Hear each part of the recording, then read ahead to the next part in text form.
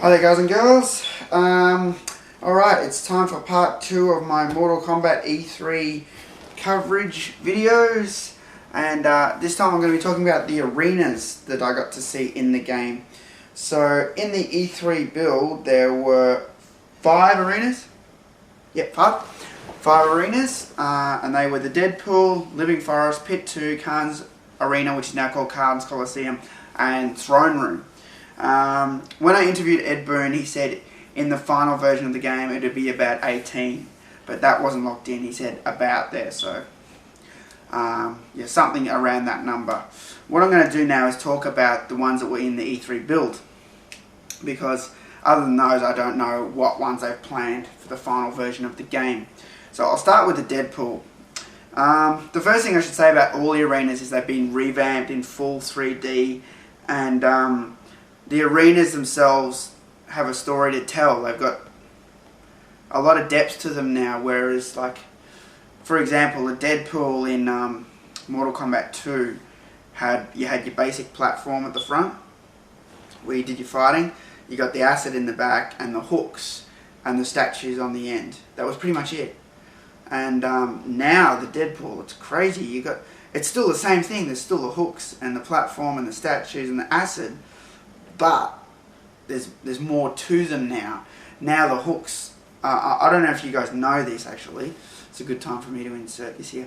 One of these, back in the day when Mortal Kombat 2 was huge, I used to hear, I heard all the rumours.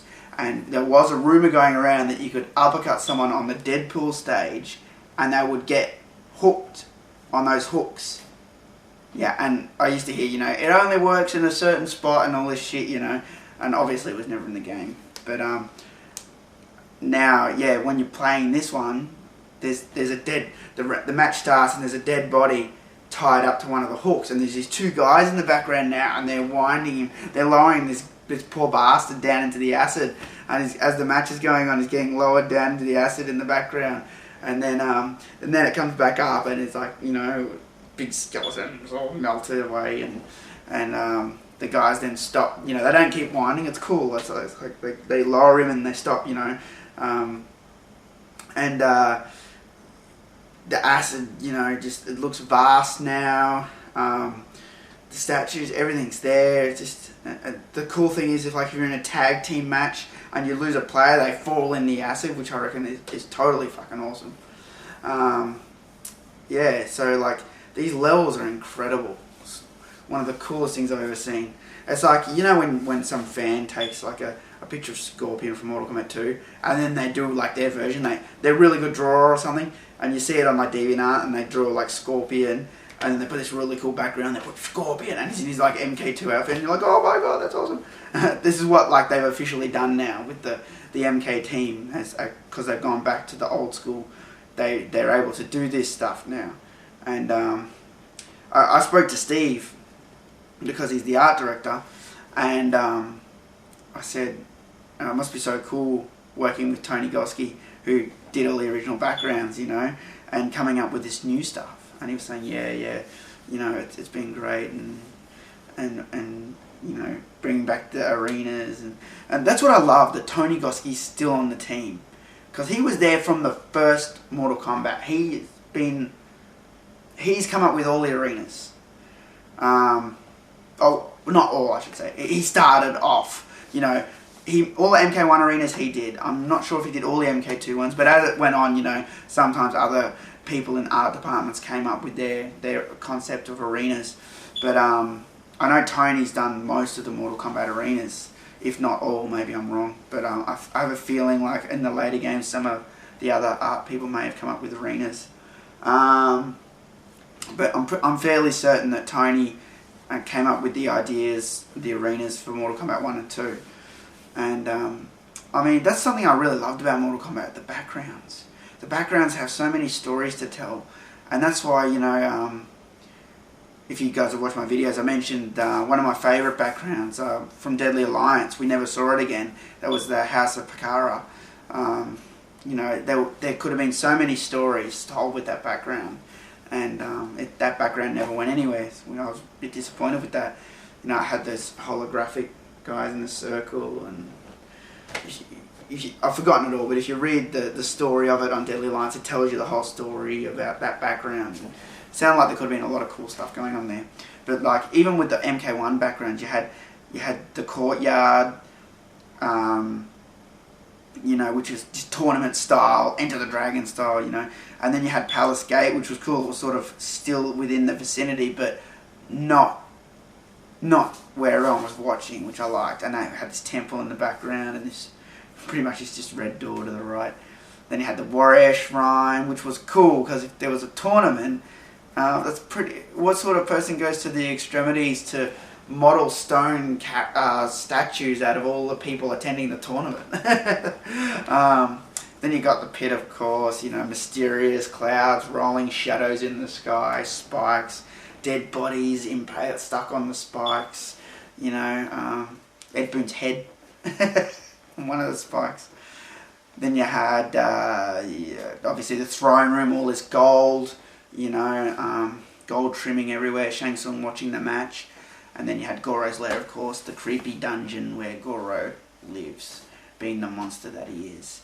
All those backgrounds are awesome. So to see them bring them back like this, and it's really cool.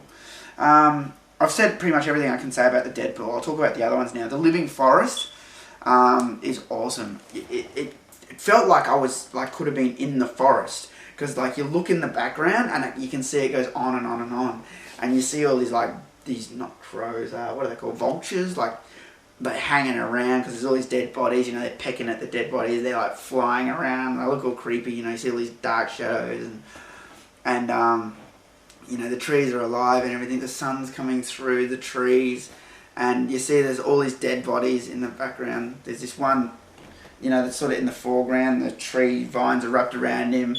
And the tree's like squeezing him, and he's like puking up green shit, or there's like bugs coming out of his mouth or something. It just looks wicked, you know. And just seeing that is just really cool. And the potential for secrets is so huge. Like I could just see, you know, like I said, when you see in the background, you could see something really small in the background. It'd be awesome, you know.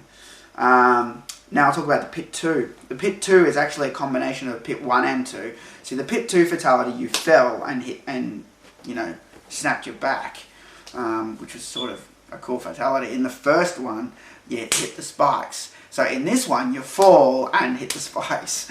You know, you fall like the Pit 2, because the top is the Pit 2, and the bottom is the Pit 1. It's got the spikes. But the top of the Pit 2 has that fight going on in the background. You know, this is where Blaze came from. And there's this volcano erupting, and there's just so much animation going on in the backgrounds. That's what I love. In the original backgrounds, there was animation, but it was very low-key. The next one I'll talk about is Khan's Arena, which is now called Khan's Coliseum. You know, in MK2 it was obviously more like a flat plane, and now it's more like circular, which gives you the feeling that you're fighting in a Coliseum. You've got Shao Kahn in the middle, who watches the match and interacts with how it's going on. You know, gets angry, slams his fist down. You know, I think he may even cheer when things happen. You've got two characters chained up each side, like MK2. You had Kano and Sonya. In the build I play, we had Kira and Katana tied up. Katana had a really cool looking outfit, a new sort of style. I hope she's in the game with that. Kira pretty much had the same outfit as Armageddon Deception. And then you got the crowd in the stadium all cheering, watching the match. And then you had behind Khan's chair, because it was 2D. This is what Steve Moran again was telling me. Because it was 2D, they couldn't really do much. When they got to bring it into 3D, they could add more. So behind Khan's chair, they had this big monster called the Tormentor, and there's these like peasants like trying to hold him off, and he's like trying to start this fight or something, you know. It just looks really awesome. I can just see that has to be a fatality. That has to be a stage fatality. Dun dun dun, bang, and then it lands next to the Tormentor or something, and he just grabs him and just bites their fucking head off or something. You know, it's just, I reckon it's just gonna be so cool. I'm really looking forward to the secrets in the game. If Ed's going to keep it a secret, as he sounded like he's going to keep it a secret, it's going to be wicked fun. Alright, and the last arena I've got to talk about is the Throne Room, which is from MK1. This one was I'm glad they put this in the demo, because we had a lot of MK2 levels. I would have liked to have seen an MK3 level, but I'm glad we saw an MK1 and MK2 level. The Throne Room was one of my favourites. It started with Shang Tsung in the middle. Like I said, in the original, it was just a gold trim and that was it. Now there was sort of a balcony to this side, and the Throne Room went on this side. And it was cool. When you go out to the balcony, you see like all sort of outside the island, and it's raining, so there's rain and shit going everywhere. And Steve was saying in the original build they were going to just have it all dark and just have lightning flashes, but it was like too dark, so then they brought up the light and added the rain. And the rain effects looked really cool. Like the environment just felt awesome. It's other than that, there wasn't really much to say about that arena. It just looked really good. Like you could tell it was original. You know, you can tell these have come from the original creators. They know what they're doing. They haven't fucked anything up. That's what I like. Yeah, and it was just a pleasure to see it. You know, see all these arenas. I just wish I could have seen more. If you watch the trailer, you guys have all watched the trailer, right? Stupid question. But when they show Melina, I'm sure that's either the street or the bridge level from MK3. You can tell. So I'm glad that, I'm hoping that stays as an arena in it, in the game, because I'm not sure if that was just made for the trailer, but it looks like an arena, it looks like an intro to the fight. So as far as arenas goes, the ones I'm hoping for are obviously the courtyard from MK1. I'd say Palace Gates, but really, if I had the choice of that and more other arenas, I'd pass on that one. But I love the Palace Gates music. Fucking awesome tune. Dan Forden is the king. I'd probably take Warrior Shrine. And we've got the Throne Room. Goro's Lair was a bit boring for me. You know, it's just a dungeon. It's not that exciting. In MK2, I definitely must say, out of everything, I want the portal stage. If there's no portal stage, there's going to be a 50-minute rant on YouTube. Because that is my favourite MK2 stage. It's so brilliant. You fight in the front, and you've got this giant swirling portal of energy in the background, and it just carries on. It's just all orange. There's like no definition of what it is. It just looks so cool. And on top of that, you've got this electricity inside it going, and then you've got this like floating platforms that lead into the portal. And then on top of that, you've got these two guards who guard the portal, stand there in their robes, who's played by Steve Baran, by the way, blocking the passage from Outworld to the Earth realm. Fucking brilliant stage. I love it. Other than that, you know, I'd say we got the Deadpool. Kombat 2, we got that in MK vs DC Universe, believe it or not, but it just looked a bit funny because it was, you know, merged. Two realms were merged. The Wasteland was a bit of a boring stage, but I love the background. It had all the skeletons and stuff, so that would look impressive in 3D. What else we got in MK2? The Armory, Living Forest, the Tower, Air Combat. Air Combat looked good. We saw that in Shaolin Monks. I guess that's it. And as far as MK3 goes, they're all urban stages, so, you know, I'm hoping they put a lot in. Like, you got, if we're talking MK3, I want the rooftop straight away. Have to have the rooftop. That was, for me, the most exciting stage in the game. Fighting on the roof, MK style, with those gargoyle statues in the background and the view over the city. And you see Khan's building in the background with the portal swirling above it. Fucking awesome. Yeah, love that stage. Other than that, you had like the subway. You have to have the fucking subway. You had street. You had the bridge. You had Soul Chamber, which would look cool in 3D. I must admit. The bell tower, that'd be sweet in 3D.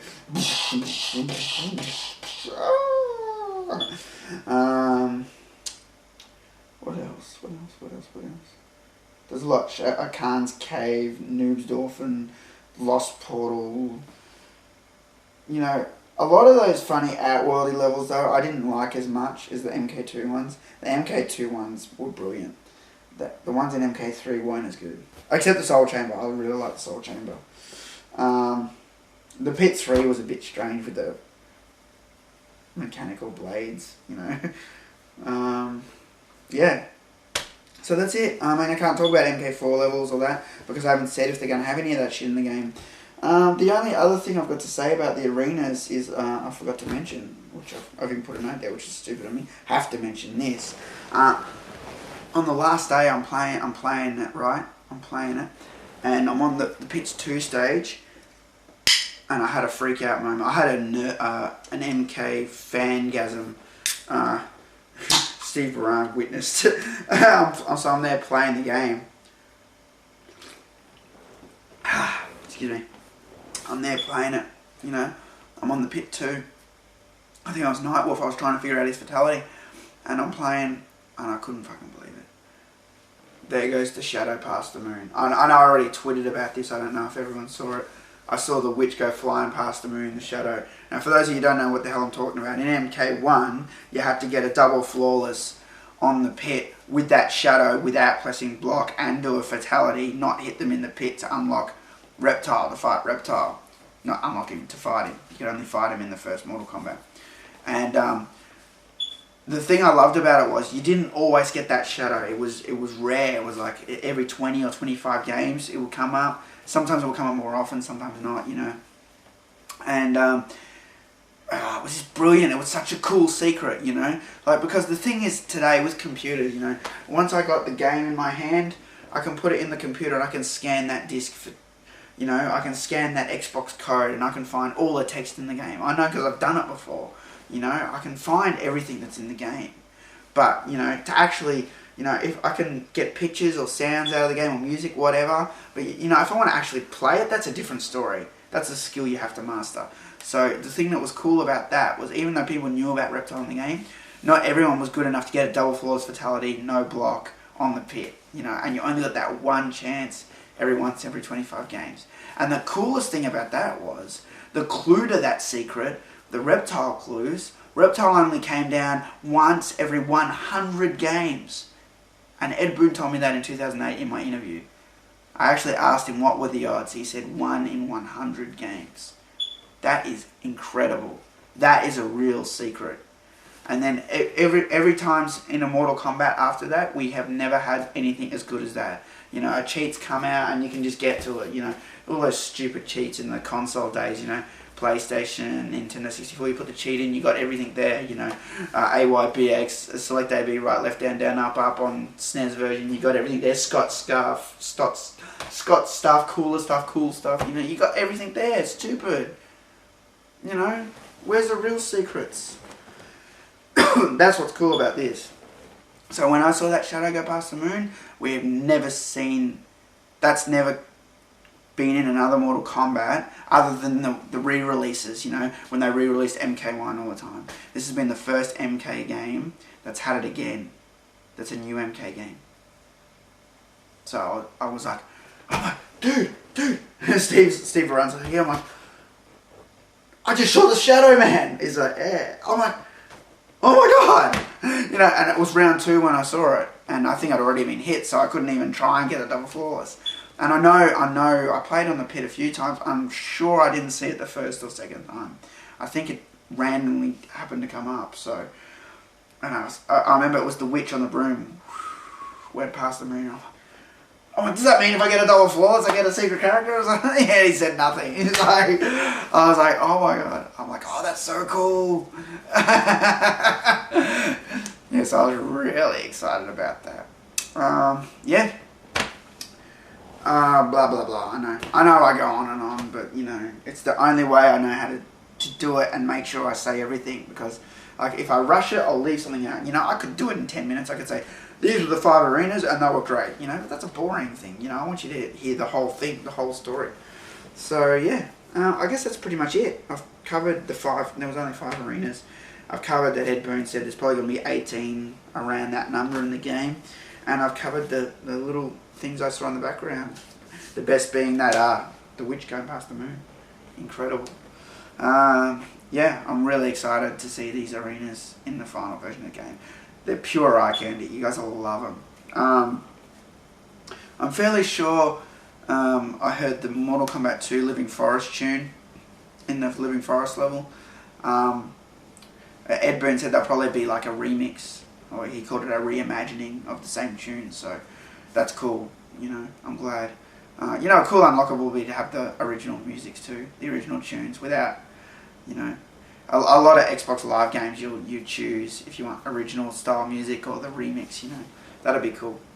So if you're watching NetherRealm Studios, you know what to do, and you got the idea from me, a true MK fan. So thanks for watching part 2. Next up, I'm probably going to talk about mechanics, and then I'll probably talk about maybe sounds and music and a few other things. Yeah, so I'll see you for the next one, which shouldn't be too long, you know. I usually do them every few days, every 3 days or 4 days or something, but sometimes, you know, just get home tired from work, so sometimes I just have to wait till the weekend like for this one. So I'll see you for the next one very soon.